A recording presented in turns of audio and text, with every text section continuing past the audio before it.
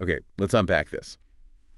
What if I told you that one of the biggest names, in on-demand services, just delivered a quarter so strong, they're now authorizing a truly massive share repurchase program? Yeah, quite a statement. Exactly. We're diving deep into Uber's Q2 2025 financial results today. Hmm. Our mission really is to sift through their press release, the supplemental data, and those prepared remarks to pull out the most important insights. Basically give you the shortcut. Yeah, the shortcut to understanding what's really driving their business, what these pretty impressive numbers actually mean, and what it suggests for Uber's future. And what's fascinating here isn't just like the sheer scale of the numbers, but how they vividly paint a picture of strategic execution paying off. Years of it, really. Right. We're seeing a company that's kind of moved past just growth at all costs into, well, disciplined, scalable profitability. Okay, let's jump straight into those headline earnings results then, because Okay. they really do set the stage. For the quarter ended June 30th, 2025, Uber announced some seriously strong figures. They did. Trips and gross bookings both saw an 18% increase year over year. Pretty solid. And that top-line revenue Right. also jumped 18% to a significant $12.7 billion. And importantly, that 18% growth holds true even on a constant currency basis. Yeah, that's key. It means it's real operational growth, not just, currency fluctuations helping them out. Exactly, pure growth. And that growth isn't just about getting new people onto the platform. It's really about deepening engagement with the massive user base they already have. Right, those MEPCs, monthly active platform consumers. Exactly. That metric grew 15% year over year, hit a record 180 million unique users in the month. 180 million, wow. But what's particularly telling, I think, is that each of those users is using the platform more frequently. Monthly trips per MAPC, it was up 2% year over year. Okay, so 6.1 trips per month on average. Yeah. And that little uptick in frequency, it might seem small, but it suggests a really strong, sticky relationship with their users. It shows how integrated Uber's becoming into, daily routines. And what's truly compelling here, I think, is how Uber is converting that top-line growth into some serious profit. The leverage. Income from operations soared, a remarkable 82% year over year, hitting $1.5 billion. 82%. That's significant. And adjusted EBITDA, which gives us that clearer picture of core operational profit. Right. Strips out things like depreciation. That was up 35% to $2.1 billion. Yeah. A really crucial metric showing the health of the day-to-day business, sort of free from accounting noise. Absolutely. Net income attributable to Uber itself was a solid $1.4 billion.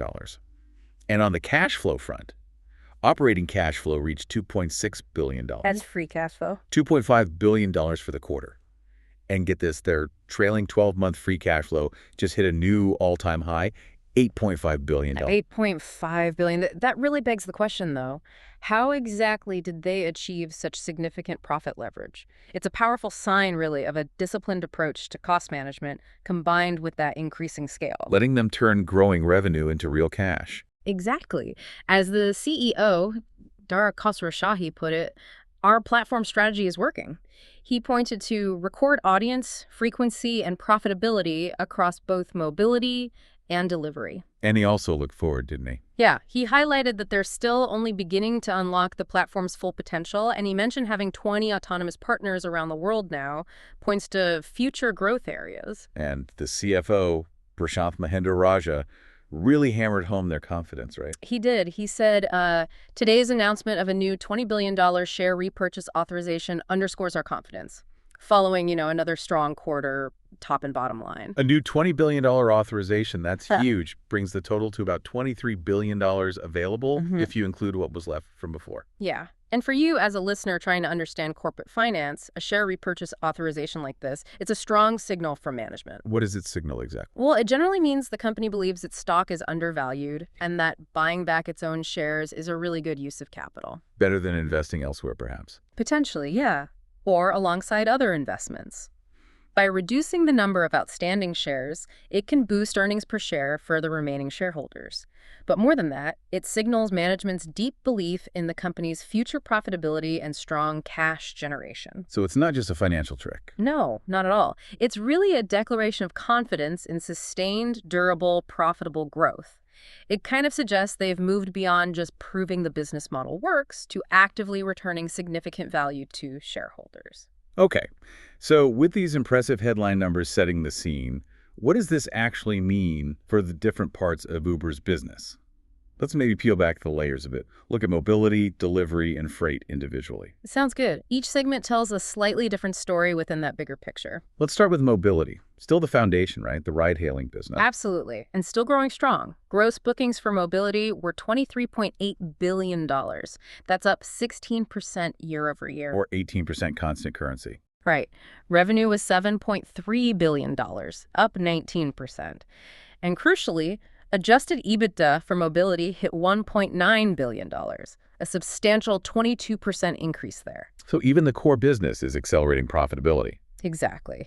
And if we connect this to the bigger picture, mobility's continued strong growth is, well, pretty remarkable, especially for that record consumer engagement we talked about. How are they doing it? It seems their strategy of balancing affordability with premium options is really hitting the mark. They're scaling low-cost options like Moto, Wait and Save, shared rides. Keeping things accessible. Yeah, while also trying to keep core UberX prices stable with things like their Price Lock Pass. Does that pass actually work? Apparently, yeah. Mm. The data shows Price Lock Pass users take, on average, 6+ more monthly commute trips, so it's clearly driving frequency, just like they hoped. Interesting. And at the same time, their investment in premium experiences, Comfort, SUV, Black, Reserve, that's really paying off too. It's now hitting over $10 billion in annualized gross bookings. $10 billion just from premium. Wow. It's a dual approach, you see, catering to different needs, boosting overall engagement, and they're also investing smartly in things like teen accounts and new senior accounts, expanding their potential market. Okay, but this success story isn't just mobility anymore, is it? I remember when delivery was seen as maybe a drag on profits. Oh, absolutely. Its journey is just as impressive, maybe even more so now. Delivery gross bookings jumped 20% year over year to $21.7 billion. 20%. Faster than mobility's gross bookings growth. Yep. And revenue grew even faster, up 25% to $4.1 billion. And the adjusted EBITDA for delivery, $873 million. That's a staggering 48% increase year over year. 48%. Yeah, with the adjusted EBITDA margin hitting a pretty healthy 4.0%. They put this down to growing membership adoption, like Uber One, and really strong grocery and retail growth. So it's not just restaurants anymore. Not at all. And get this, Q2 marked the 9th straight quarter of delivery MAPC year-over-year growth acceleration. Sustained momentum. 9 quarters of accelerating user growth in delivery. That's something. What's truly compelling about delivery is that continued outperformance, driving record volumes and accelerating profitability. That profit ramped up has been dramatic. Delivery adjusted EBITDA is up nearly 9-fold over the past 3 years. 9 times. How? Well, it's not just about getting more orders, it's about optimizing everything. Routing, courier efficiency, the whole process. And their cross-app strategy is turning into a powerful flywheel. How so? An astounding $10 billion, or 12% of annualized delivery gross bookings, are generated via our Eats view within the main Uber app. People aren't even necessarily opening the Eats app separately. They just see it in the right app and order. Exactly. Plus, roughly 30% of first-time delivery customers were acquired directly from the Uber app itself. Huge synergy. They're even using Eats to drive mobility traffic in some markets where delivery is bigger. It's a continuous loop. Fascinating. Okay, lastly, let's touch on freight. Smaller piece, but how's it doing? Right, freight showed an interesting trend. Gross bookings were $1.26 billion, down just 1% year over year. Revenue mirrored that, also down 1%. So a slight dip. Yeah, but you have to look beyond the top line here. The really notable thing is the significant improvement in adjusted EBITDA. They cut their loss by half. Hash from what? Improved from a $12 million loss last year to just a $6 million loss this quarter. Okay, that is significant, even if revenue dipped slightly. It's a critical detail. It signals that even in what's probably a challenging freight market right now, with softer volumes maybe due to the economy, Uber Freight is finding impressive efficiencies. They're optimizing operations. So it's less about volume growth right now, more about efficiency. Exactly. It's about building a profitable, sustainable foundation for when the freight market inevitably turns up again. It really demonstrates their ability to manage costs effectively across the board, even in tougher spots. Okay, so beyond the individual segments, Uber kept emphasizing the power of their platform. What does that actually mean for you as a user? Is it just having 2 apps? Well, they hope it's much more than that. Think of it less like a ride app or a food delivery app, and more like a single portal for moving anything people, food, groceries, packages, anywhere, anytime. Weaving it all together seamlessly. That's the goal. That's the real power. So you don't even think about opening a different app. And they highlight that cross-platform consumers, the ones using both mobility and delivery, they use Uber way more frequently Makes sense. and have retention rates over 35% higher than people who only use one service. As a result, they generate over 3x the gross bookings and profits. Huge value in those cross-platform users. Okay, but here's the kicker, right? They said fewer than 1 in 5 eligible consumers are active across both businesses today. Exactly. That reveals this enormous untapped potential. Huge headroom for growth just by getting existing users to try their other services. So how do they plan to capture that? It's all about leveraging that scale in the integrated ecosystem. They mentioned using more sophisticated AI models to intelligently encourage cross-platform activity. Like what? Well, imagine getting a subtle suggestion, maybe, to order coffee via Eats right after your morning ride is booked, or having groceries delivered to your vacation rental just as your Uber ride pulls up. Things like that. Clever? Targeted suggestions. Yeah, it's still early days, they say, but it's a huge strategic focus, aimed at making the platform truly indispensable. And another big tool for driving this platform engagement is Uber One, right? Their membership program. Absolutely. It hit new highs. Over 36 million members in June, they said. That's up roughly 60% year over year. 60% growth in members, and they spend more. Oh, yeah. Members now generate over 40% of combined delivery and mobility gross bookings. These aren't just casual users, they're highly valuable, loyal customers. And they keep adding perks. Constantly, like a surge savings for members in the U.S., expanding benefits to micromobility, offering credit back on Lime scooter or bike trips. It's all about creating the sticky ecosystem that encourages you to stay within the Uber universe. Makes sense. Okay, let's shift gears slightly. You mentioned autonomous partners earlier. That feels like a big part of the platform future, too. It absolutely is. And if we connect this to the bigger picture, Uber is really positioning itself as a leader in the commercialization of autonomous vehicle tech, AV tech. Not necessarily building the cars themselves, but enabling them. Exactly. They now have 20 AV partners across mobility, delivery, and freight. 20. This isn't just some far-off future dream for them. It's happening now, being deployed in real cities. Where? Are there examples? Sure. They mentioned Waymo AVs in Atlanta, expanding to hundreds of vehicles there, expanded Waymo service in Austin, too. WeRide is growing its service area in Abu Dhabi and planning launches in Riyadh. These are commercial operations scaling up. So real people taking real trips in self-driving cars via the Uber app. Correct. And they're forging significant new partnerships, too. Like with Baidu Apollo Go, the plan is to deploy thousands of Baidu AVs on the Uber network across Asia and the Middle East, starting later this year. Thousands. Thousands. And then there's that groundbreaking robotaxi program with Lucid and Nuro. Tens of thousands of Lucid electric vehicles, equipped with Nuro's self-driving tech, planning to start on the Uber network next year in a major U.S. city. Tens of thousands. Okay, these aren't just small tests anymore. This sounds like they're serious about mass adoption. They are, and what's really fascinating here is how Uber views its unique role in what they're calling the real-world AI revolution. What do they mean by that? Well, they aren't just providing the demand, the riders. They leverage their massive data set, billions of trips, 70 countries, all kinds of weather, traffic, weird edge cases. Data nobody else really has at that scale. Precisely. And that incredible wealth of real-world data is invaluable for helping their partners accelerate the development and deployment of the AI that drives these vehicles. So Uber helps the AVs learn faster. Essentially, yes. Uber becomes the crucial bridge between the cutting-edge AV tech and actual widespread consumer use.